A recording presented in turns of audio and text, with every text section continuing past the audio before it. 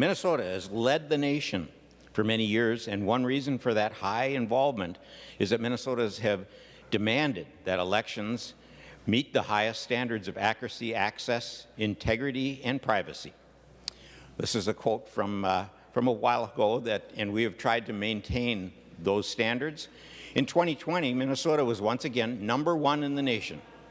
And #1 in the nation means that we had 79.96% of eligible voters in Minnesota cast their ballot.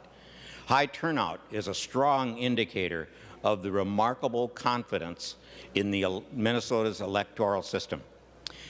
Voting is a fundamental right. We stand for expanding access and allowing people to be part of the decision-making that is Minnesota's right and Minnesotans' right and responsibility. We want to ensure that voting is accessible, smooth, fair, and honest. We want to reject any additional burdens without serious justification for those burdens. We want to eliminate the disadvantage of, and really what we do eliminate we put a handicap on the same-day registration by creating a new tier of ballots. This new tier of provisional ballots puts the voter's ballot into something we would call the maybe pile. That maybe pile is not counted on Election Day. This bill makes public any challenges to voters' eligibility and makes that list public. You can have a red C that you would be wearing after this, where you were once challenged, and the public can be able to examine that record. It bans the choosing of ranked choice voting by municipalities. Some municipalities have already passed and are using ranked choice voting.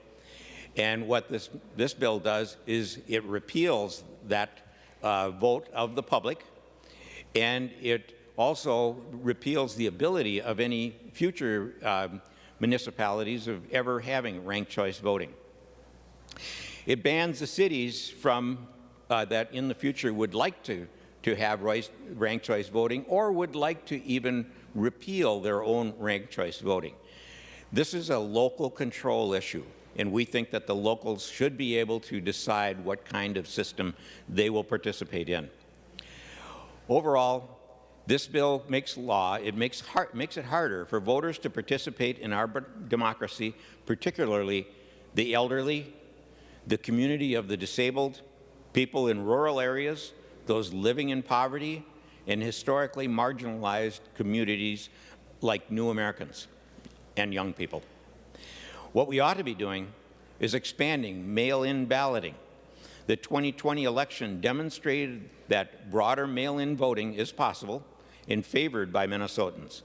Extending early voting periods for voters as well as county elections, as well as having county election officials be able to start counting early. This is an easy fix we made in 2020 with bipartisan support, and is something county election officials statewide have asked us to make permanent.